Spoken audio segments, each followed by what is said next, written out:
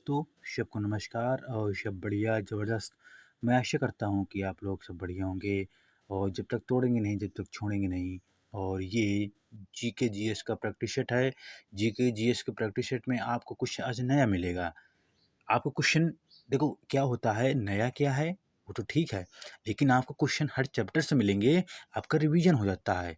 तो आइए ज़्यादा बात करते हुए नहीं और हम चलते हैं अपने क्वेश्चन की ओर।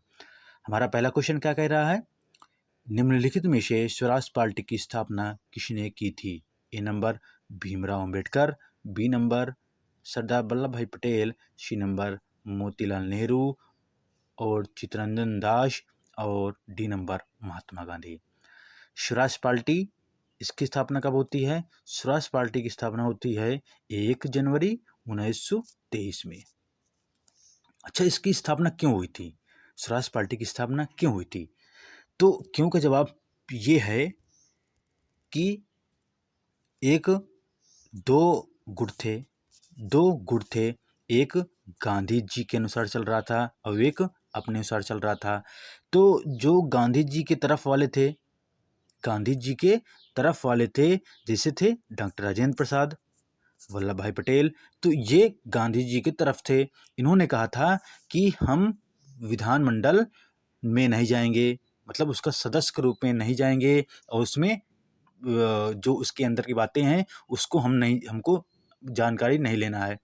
जो दूसरा गुट था जिसमें सुभाष चंद्र बोस, मोतीलाल नेहरू और चित्तरंजन दास ये गुट था। तो ये गुट बोले कि हमको विधानमंडल के अंदर जाना है और हमको जो अंग्रेज क्या कर रहे हैं, अंग्रेजों की बात को हमको मालूम करना है। तो दूसरा गुट कह रहा था और फिर इन्होंने क्या किया था, स्वराज पार्टी की स्थापना की थी। कारण यही था। सबसे पहले जो गया बिहार में 1922 में क्या किए थे, इसकी स्थापना मतलब वहाँ पर एक समिति आयोजित की गई थी। 1 जनवरी 1923 में इसकी स्थापना इलाहाबाद में स्वराज पार्टी की स्थापना हो गई थी 1923 में 1 जनवरी। और इसमें कौन थे? मोतीलाल नेहरू और चित्तरंजन दास। जो मोतीलाल नेहरू थे वो क्या थे? एक सचिव थे। मोतीलाल नेहरू एक सचिव थे और चित्तरंजन दास ये एक अध्यक्ष थे। ये क्वेश्चन बनता है कि मोतीलाल नेहरू ये क्या थे? एक सचिव थे और चित्तरंजन दास ये एक अध्यक्ष थे। तो इसका आंसर क्या हो जाएगा? स्वराज पार्टी की स्थापना किसने की थी? मोतीलाल नेहरू और चित्तरंजन दास। सी नंबर सही हो जाएगा। डॉक्टर भीमराव अंबेडकर बात करते हैं। ये महार जाति से बिलोंग करते थे और इन्होंने जो तीनों गोलमेज सम्मेलन था उसमें तीनों गोलमेज सम्मेलन में भाग लिए थे भीमराव अंबेडकर। और एक और आदमी थे, वो हैं तेज बहादुर सप्रू।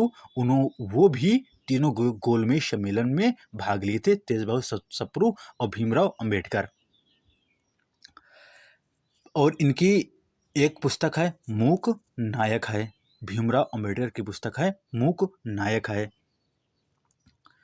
ये प्रारूप समिति के अध्यक्ष भी थे। प्रारूप समिति के अध्यक्ष भीमराव अंबेडकर थे। अब आते हैं दूसरे ऑप्शन में, वल्लभ भाई पटेल।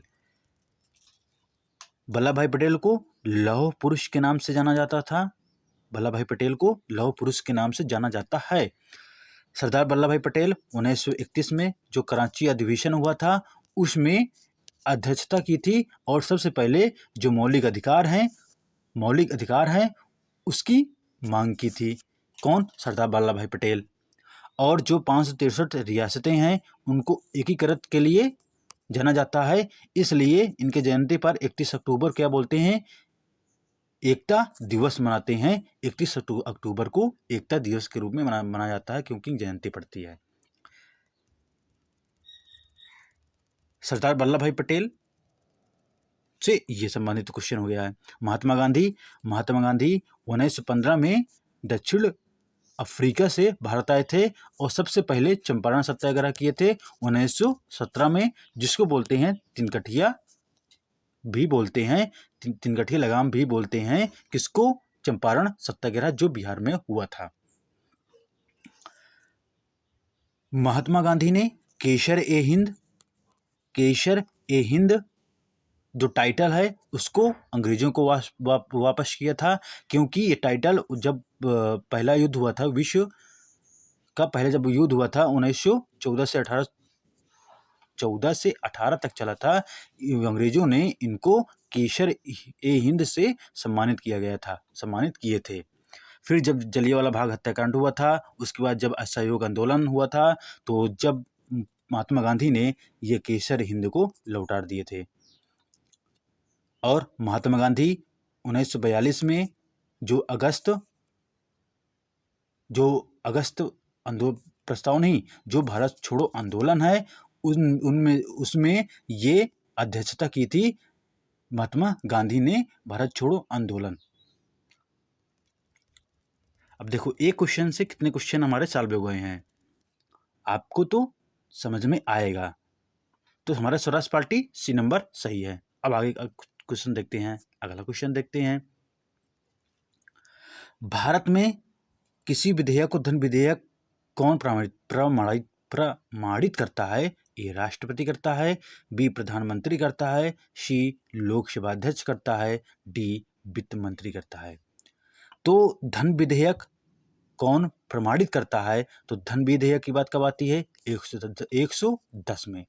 110 में धन विधेयक की बात है, आर्टिकल 110।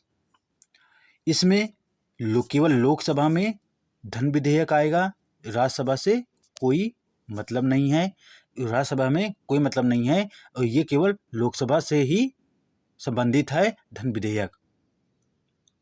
और इसका जो अंतिम बार प्रमाणित कौन करता है? लोकसभा का अध्यक्ष। लोकसभा अध्यक्ष जो है इसको प्रमाणित करते हैं धन विधेयक को। तो सी नंबर हमारा सही हो जाएगा, सी नंबर हमारा सही हो जाएगा। बात करते हैं लोकसभा अध्यक्ष। लोकसभा अध्यक्ष ये पूछ लिया जाए, शपथ कौन दिलाता है लोकसभा अध्यक्ष को? शपथ कौन दिलाता है लोकसभा अध्यक्ष को? कोई शपथ नहीं दिलाता है। अच्छा, ये आता कैसे है? इसकी नियुक्ति होती है। नियुक्ति होती है, किसके द्वारा नियुक्ति होती है? ये जो लोकसभा के सदस्य होते हैं उसके द्वारा लोकसभा का अध्यक्ष की नियुक्ति होती है। अब हटाने की बात करते हैं। अगर हटाने की बात करते हैं तो अगर ये रिजाइन दे रहे हैं, क्या दे रहे हैं? अपने पद से इस्तीफा दे रहे हैं, रिजाइन दे रहे हैं, तो जो उपाध्यक्ष, लोकसभा का उपाध्यक्ष होता है उसको रिजाइन देंगे। लेकिन जब हटाने की बात आएगी, लोकसभा के अध्यक्ष को हटाने की बात और रिजाइन देने की बात अलग अलग है। ये जब रिजाइन देंगे, ये जो लोकसभा के उपाध्यक्ष हैं उनको रिजाइन देंगे। जब हटाने की बात आएगी तो ये जो महासचिव होते हैं लोकसभा के, उसको वो उनके द्वारा हटाए जाएंगे। जो महासचिव होते हैं उनके द्वारा हटाए जाएंगे लोकसभा का अध्यक्ष। ये इंपॉर्टेंट होता है।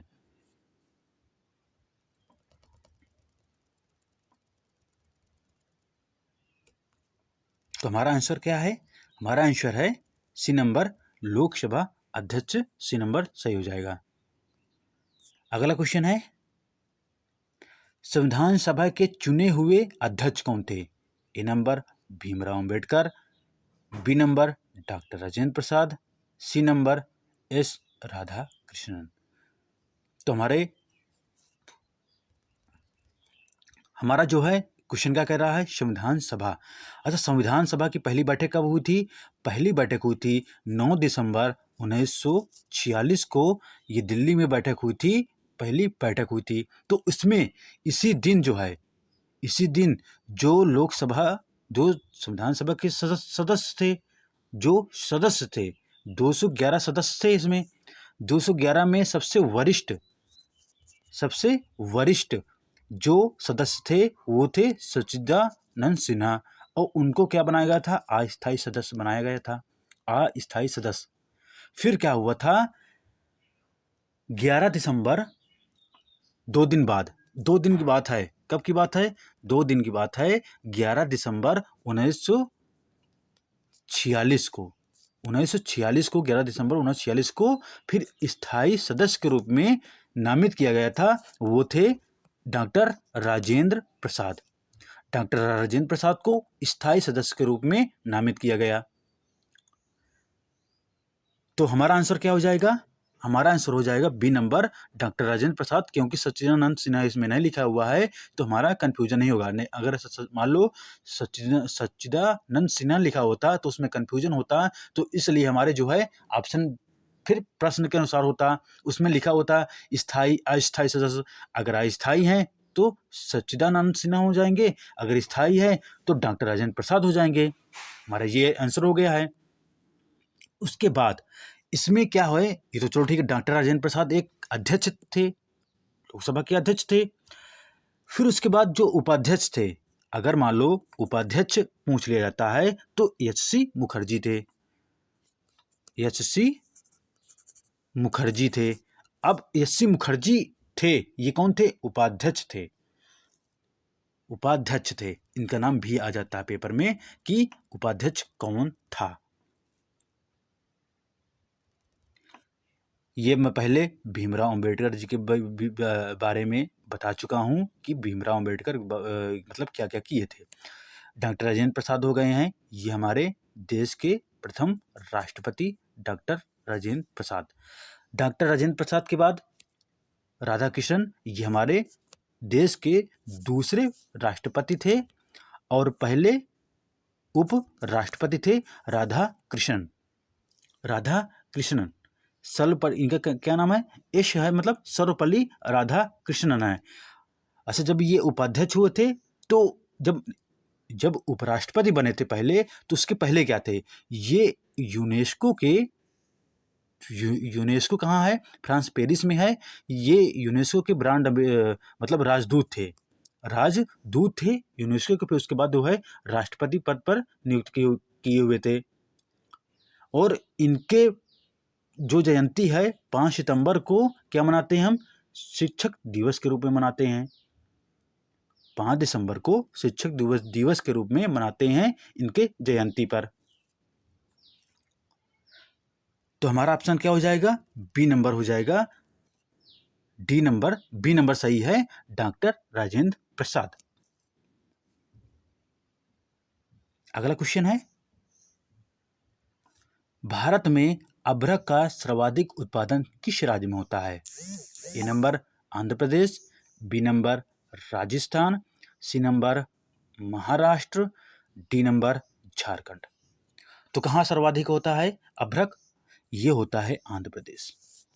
देखो क्या होता है, सर्वाधिक बात कर रहा है, उत्पादन तो बिहार में होता है, बिहार में भी होता है और झारखंड में भी होता है और ये आंध्र प्रदेश में। लेकिन आंध्र प्रदेश में सबसे ज्यादा उत्पादन होता है अभ्रक का। अच्छा, जो राजस्थान है, राजस्थान में क्या है? राष्ट्रीय उद्यान है। कौन कौन से? मुकुंदरा हिल्स है, रावत भाटा है, मुकुंदरा हिल्स, रावत भाटा और राष्ट्रीय उद्यान। ठीक है। अब यहाँ पर जो खनिज है, जो खेतड़ी है, खेतड़ी तुमने सुना होगा, खेतड़ी राजस्थान में स्थित है और वो तांबा के लिए प्रसिद्ध है।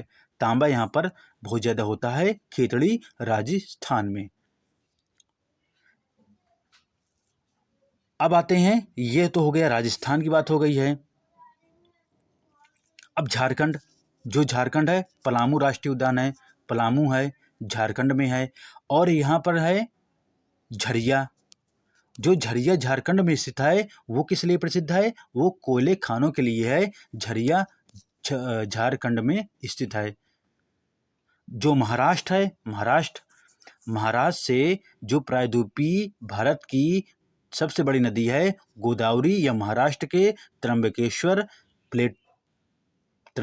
से जो त्र्यंबकेश्वर पहाड़ी है वहां से निकलती है गोदावरी नदी और ये बंगाल खाड़ी में गिर जाती है गोदावरी नदी।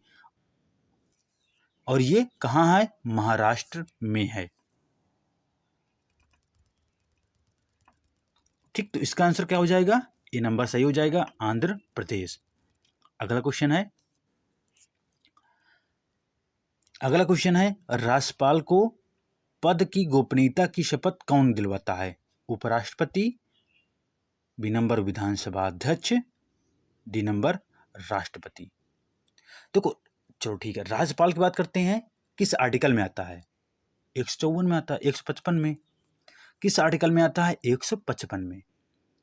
उसकी नियुक्ति कौन करता है? राष्ट्रपति करता है। तो हमारा राष्ट्रपति जो है उसकी नियुक्ति करता है, और राष्ट्रपति के प्रसाद पर्यंत, मतलब जब तक इच्छा राष्ट्रपति की, वो राज्यपाल को बनाए रखता है पद पर। राज्यपाल के पद पर राज्यपाल को बनाए रखता है, ये राष्ट्रपति के इच्छा के अनुसार होता है। अच्छा, जो राज्यपाल होता है, एक राज्यपाल 2 राज्यों में शासन कर सकता है। 2 राज्यों में, जैसे ए बी जो राज्य हैं, दोनों में शासन कर सकता है। ये कब हुआ था ऐसा? ये 7वें संविधान संशोधन द्वारा 1956 को ऐसा हुआ था कि जो राज्यपाल होता है 2 राज्यों में शासन कर सकता है, और राष्ट्रपति इसकी नियुक्ति करता है। ठीक है, अब आते हैं कि राज्यपाल बनने के लिए हमारी योग्यता क्या होनी चाहिए, अर्हता क्या होनी चाहिए, योग्यता क्या होनी चाहिए। सबसे पहले होता है भारत का नागरिक होना चाहिए। ये सब में है कि भारत का नागरिक होना चाहिए। अब इसकी एज 35 वर्ष होनी चाहिए। राज्यपाल की एज 35 वर्ष होनी चाहिए। दूसरी कंडीशन, ना ही केंद्र सरकार ना ही राज्य सरकार के अंतर्गत कोई लाभ पद पर नहीं होना चाहिए। नौकरी पेशा कोई लाभ पद पर नहीं होना चाहिए। ये योग्यता होनी चाहिए राज्यपाल बनने के लिए। तो इससे संबंधित हो गया है। तो फिर नियुक्ति कौन करता है? राष्ट्रपति। कौन हटाता है? राष्ट्रपति। अब ये जो गोपनीयता शपथ क्या होती है? ये शपथ ही होती है, ये होता है राज्य के उच्च न्यायालय के जो मुख्य न्यायाधीश होते हैं उनके द्वारा ये क्या किया जाता है? ये शपथ दिलाई जाती है राज्यपाल को। विधानसभा के अध्यक्ष को कोई मतलब नहीं है, उपराष्ट्रपति से कोई मतलब नहीं है, राष्ट्रपति से मतलब होता है, और जो राज्य के मुख्य न्यायाधीश होते हैं उससे राज्यपाल का मतलब होता है। अब अगला क्वेश्चन देखते हैं। वाष्पोत्सर्जन में होता है, पत्तियों से कार्बन डाइऑक्साइड बाहर निकलता है। ए नंबर, पत्तियों से पानी वाष्प के रूप में निकलता है। पत्तियों से पानी बूंद के रूप में निकलता है। पत्तियों से ऑक्सीजन निकलती है। देखो, बूंद के रूप में निकलता है ये तो असंभव है। पत्तियों से कार्बन डाइऑक्साइड बाहर निकलता है, ये भी तुम मार दो, गलत है। अब हमारे 2 हैं ऑप्शन, पानी वाष्प की तरह निकलता है और पत्तियों से ऑक्सीजन निकलती है। तो इसको समझते हैं कैसे क्या है, इसको थोड़ा से समझते हैं है क्या ये आया कहां से? क्योंकि ये क्या है, देखो क्या होता है, कार्बन डाइऑक्साइड प्लस जल मिलकर के, और यहाँ पर क्या होता है, सनलाइट मतलब सूर्य का प्रकाश होता है। फिर यहाँ पर जो होता है क्लोरोफिल किसको बोलते हैं? जो हरी पत्ती होती है, हरी पत्ती कारण होता है क्लोरोफिल कारण से। जो हरे पत्ते होते हैं जहाँ हरा हरा दिखता है वो होता है क्लोरोफिल, उसमें क्लोरोफिल पाया जाता है हरे पत्तों में। फिर क्या बनाते हैं? ग्लूकोज, C6H12O6 ग्लूकोज बनाते हैं, और फिर क्या निकलता है? ऑक्सीजन निकल जाता है। अच्छा, जो कार्बन डाइऑक्साइड और जल मिलाकर ग्लूकोज बनाते हैं और ऑक्सीजन निकल जाता है, ये होता प्रोसेस, तो जो कार्बन डाइऑक्साइड हमको कहाँ से मिलता है? कार्बन डाइऑक्साइड मिलता है हमको वायुमंडल से। कार्बन डाइऑक्साइड वायुमंडल से मिलता है। जो जल होता है वो होता है डोनोसिस करता है। क्या करता है? डोनोसिस करता है, मतलब सभी प्लांटों में पहुंच जाता है। पानी जो है सभी प्लांटों में पहुंच जाता है। और फिर क्या होता है? फोटोलिसिस बोलते हैं, जो सूर्य का प्रकाश होता है वो फोटोलिसिस के कारण से यहाँ पर क्या बनता है, मतलब ग्लूकोज बन जाता है और ऑक्सीजन निकल जाता है। तो हमारे तो देखो, समझाने का तात्पर्य ये है कि हमको जो है वो वाष्प के रूप में, पत्तियों से वाष्प के रूप में निकलता है, ऑक्सीजन के रूप में नहीं निकलता है। वो क्योंकि ऑक्सीजन जो है वो पत्तियों से निकलता है, वो पानी निकलता है, वाष्प की तरह निकलता है पानी। तो हमारा आंसर क्या हो जाएगा?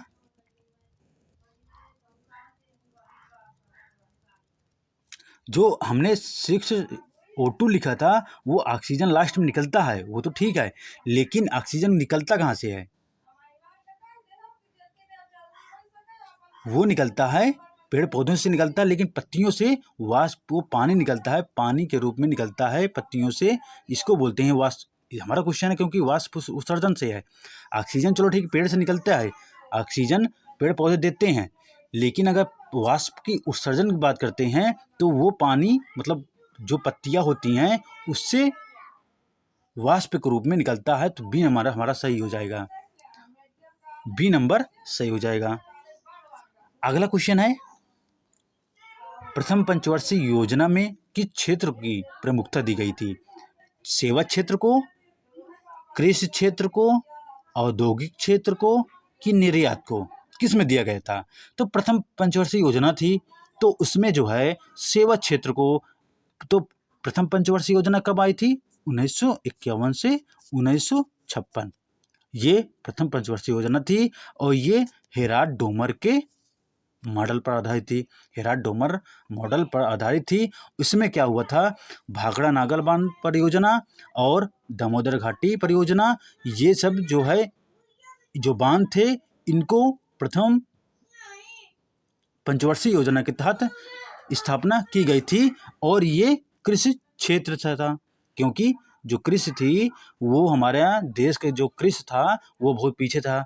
तो पंडित जवाहरलाल नेहरू वो बोला था कि हमको क्या करना चाहिए, कि हमको सबसे पहले बांध का निर्माण करवाना चाहिए, पानी की सुविधा करना चाहिए, तभी हम जो हमारी फसलें हैं वहाँ तक पानी पहुँचेगा, तभी हमारी फसलें को पानी मिल पाएगा, तभी ये उत्पादन में बढ़ोतरी होगी।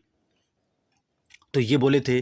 तो हमारा किस कृषि से संबंधित होता है प्रथम पंचवर्षीय योजना, बी नंबर सही है।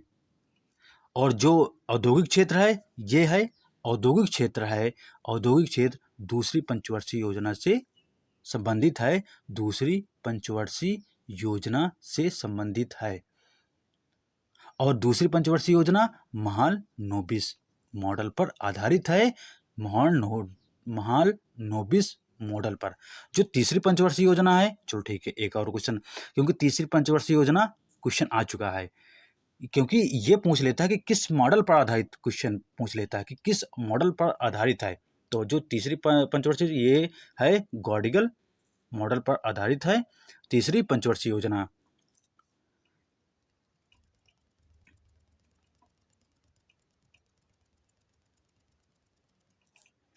तो हमारा आंसर क्या हो जाएगा?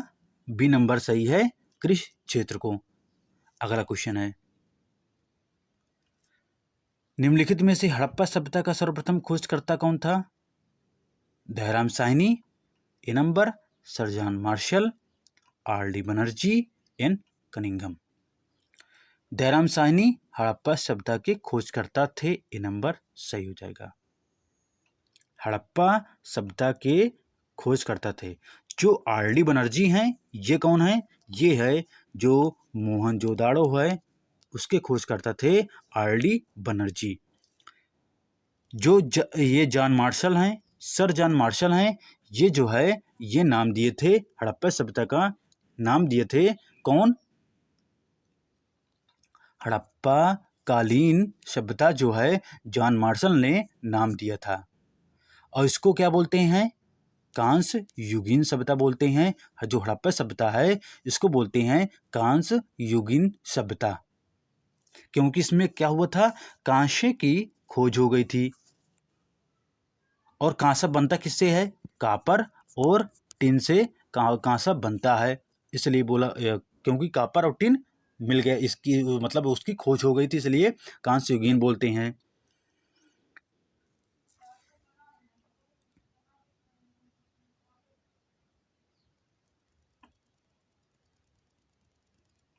तो हमारा क्या हो जाएगा? दयाराम साहनी, ए नंबर सही है। अगला क्वेश्चन है, प्राचीनतम व्याकरण अष्टाध्यायी के रचनाकार हैं? A number Kapil, B number Gautam, C number Patanjali, D number Panini. तो हमारा आंसर क्या हो जाएगा? आंसर हो जाएगा पाणिनि। पाणिनि जो है ये अष्टाध्यायी है और ये जो है प्रथम संस्कृत व्याकरण है। पाणिनि ने लिखा है अष्टाध्यायी। प्रथम, मैं कह रहा हूं प्रथम संस्कृत व्याकरण है अष्टाध्यायी, जो संस्कृत भाषा में लिखी गई है, पाणिनि ने लिखा है। पहली चीज। दूसरी चीज, जो महाभाष्य पुस्तक है, महाभाष्य है, वो महाभाष्य है ये अष्टाध्यायी के संबंधित है, उसके ऊपर लिखी गई पुस्तक है महाभाष्य। ये किसने लिखा था? पतंजलि ने।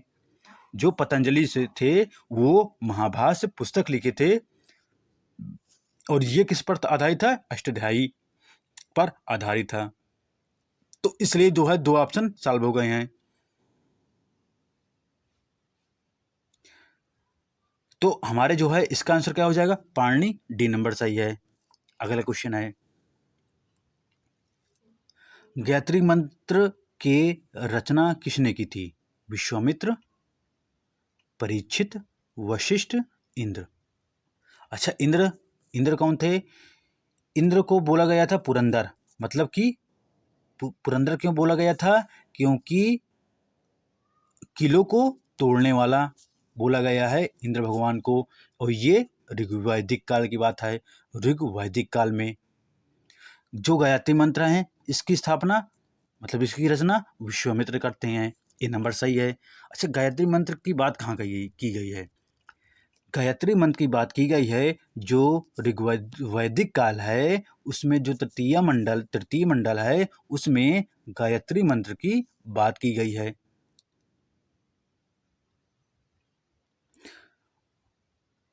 जो वशिष्ठ थे, वशिष्ठ ये थे राजा दशरथ के राजगुरु थे वशिष्ठ, और ये सप्तऋषि में 7वें ऋषि थे वशिष्ठ। तो हमारा आंसर क्या हो जाए? गायत्री मंत्र। ए नंबर सही है, विश्वामित्र। अगला क्वेश्चन है, किसने 4 अध्यादेश जब्ती, गुप्तचर प्रणाली और दिल्ली में प्रथम मद्य निषेध, अमीरों के मेल मिलाप पर पाबंदी लगाया था? तो ये कौन लगाया था? Balban, B number Alauddin Khilji, C number Iltutmish, D number Mohammad bin Tughlaq. Balban वही है जो सिजदा और पापोश सिस्टम शुरुआत किया था।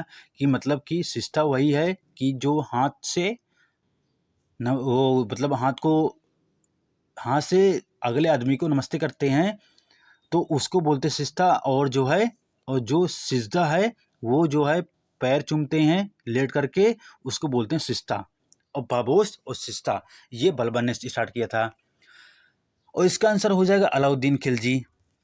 अलाउद्दीन खिलजी अलाउद्दीन खिलजी अली गुरसब के नाम से जाना जाता था। उसका पुराना नाम अली गुरसब था। और दूसरा सिकंदर भी कहा जाता है अलाउद्दीन खिलजी। उसके राज दरबार में 1000 दिनारी रहता था। मलिक कफूर इसके क्योंकि 1000 दिनार दे करके इसको खरीदा था मलिक कफूर को, उसको 1000 दिनारी बोलते थे। अलाउद्दीन खिलजी ने जो इक्ता प्रणाली थी, जो इल्तुतमिश ने स्टार्ट किया था इक्ता प्रणाली, उसको बंद कर करके कैश में देने लगा था। जो लोग थे, काम कर रहे थे, उसको कैश के रूप में देने लगा था पैसा। तो अलाउद्दीन खिलजी ने इक्ता खत्म करके कैश के रूप में पैसा देने लगे।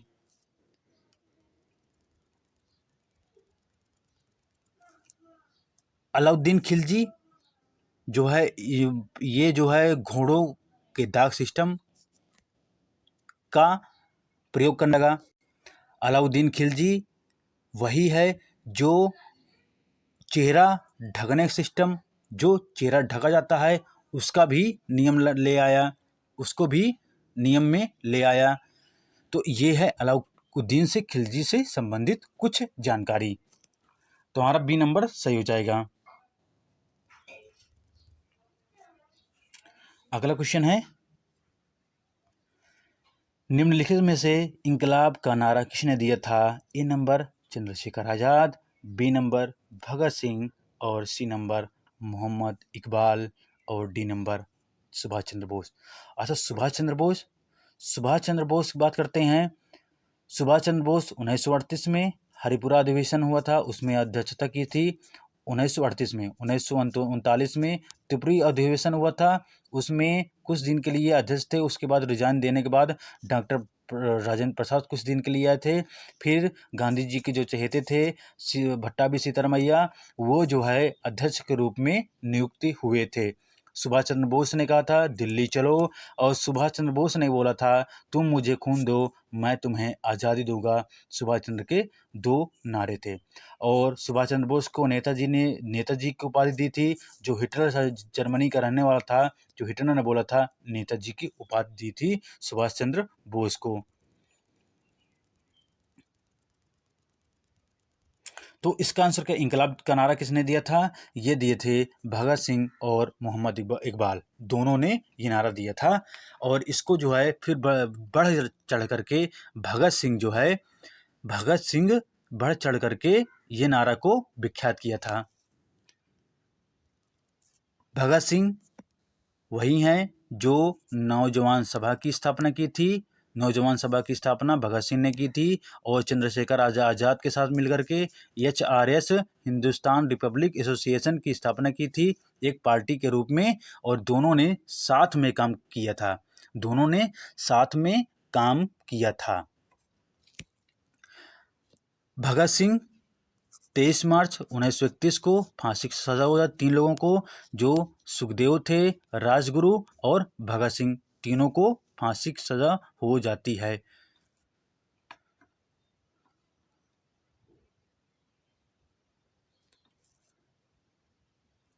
अगला क्वेश्चन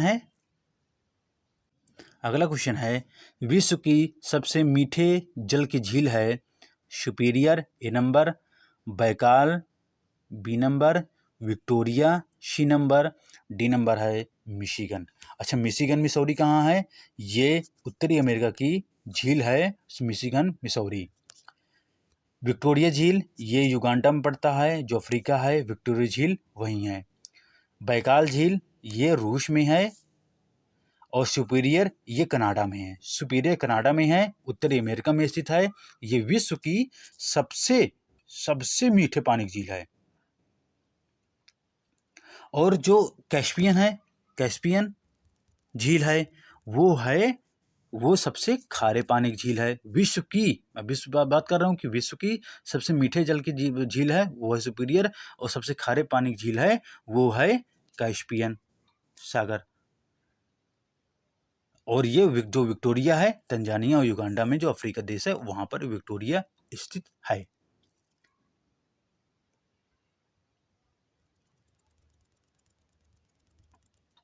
अच्छा, अगर भारत के तर्ज पर किया जाए बात, जो भारत है वहाँ पर सबसे मीठे पानी की झील कौन सी है? ये गुजरात राज्य में स्थित है और इसका नाम है उलर झील। क्योंकि डल झील, उलर झील है, लेकिन ये एशिया की प्लस भारत की सबसे मीठे पानी की झील है। एशिया में दूसरे नंबर की है, भारत की पहले नंबर की है उलर झील। जो सांभर झील है राजस्थान में, वो क्या है? सांभर झील राजस्थान में स्थित है, वो खारे पानी की झील है।